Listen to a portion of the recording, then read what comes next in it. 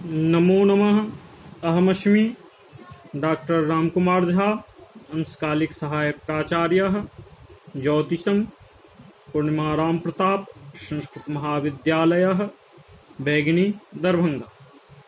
इदानीं मया भुक्त भोग्यालपत्वे लग्नानयनं प्रदर्श्यते।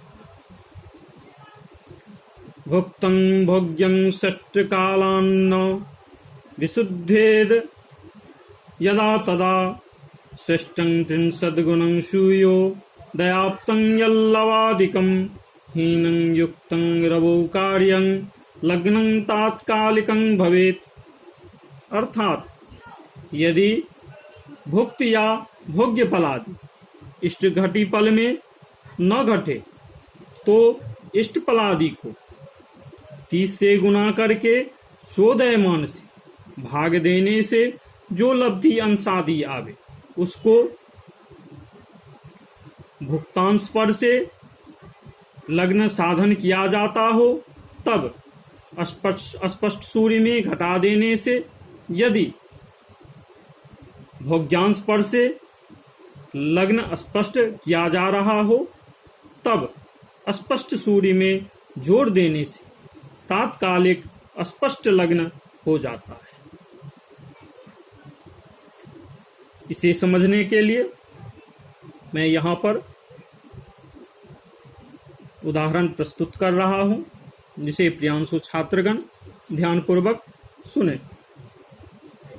यहाँ पर सायन सूर्य कल्पना करते हैं कि शून्य राशि 12 अंश 17 कला 35 विकला है और इष्ट घटी पल यहाँ पर 1 घटी 45 पल कल्पना की। अब यहाँ पर सायन सूर्य के अनुसार भुक्तांश यहाँ पर 17 अंश 42 कला 25 विकला हुआ।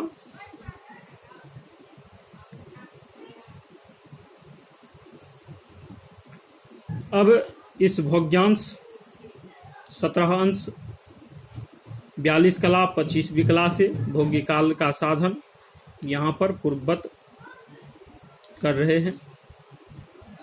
सायन सूर्य मेष राशि में है, इसलिए मेष के उदयमान से अर्थात 220 से गुना किया और इसे 30 से भाग देने पर यहाँ पर भागफल 129 पल 51 विपल सत्यांश 3 विपल फल प्राप्त होता है। यहाँ पर पलादि भोग्यकाल कल्पित इष्टफल अर्थात 105 पल में नहीं घटता है, इसलिए इष्ट घटी पल 105 को 30 से गुना करके सोदयमान अर्थात 220 से भाग देने पर यहाँ पर लब्धि 14 अंश 19 कला 5 विकला प्राप्त हुआ। अब इस अंशादि को स्पष्ट सूर्य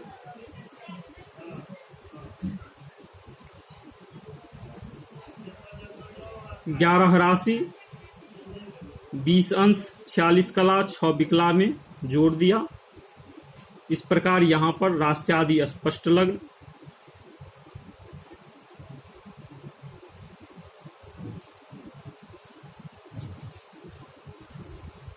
जीरो राशि शून्य राशि 5 अंश 5 कला 11 विकला प्राप्त हुआ।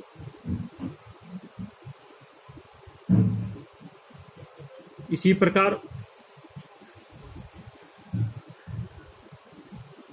छात्रगण अन्यत उदाहरण में भी यदि इष्ट घटी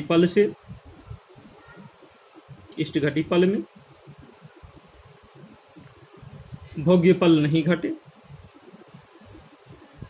और यदि सूर्योदय से पूर्व का जन्म हो और उस स्थिति में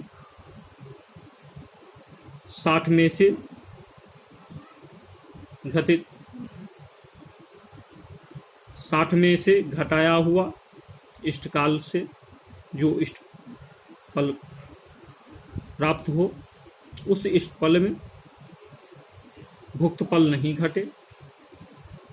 उक्त दोनों स्थिति उदय के बाद जन्म हो तो भोग्य फल के अनुसार, और उदय से पूर्व का जन्म हो तो भुक्त फल के अनुसार। इन दोनों स्थिति में इस उक्त नियम के अनुसार लग्नानयन करना चाहिए। इत्यल्मिति शम।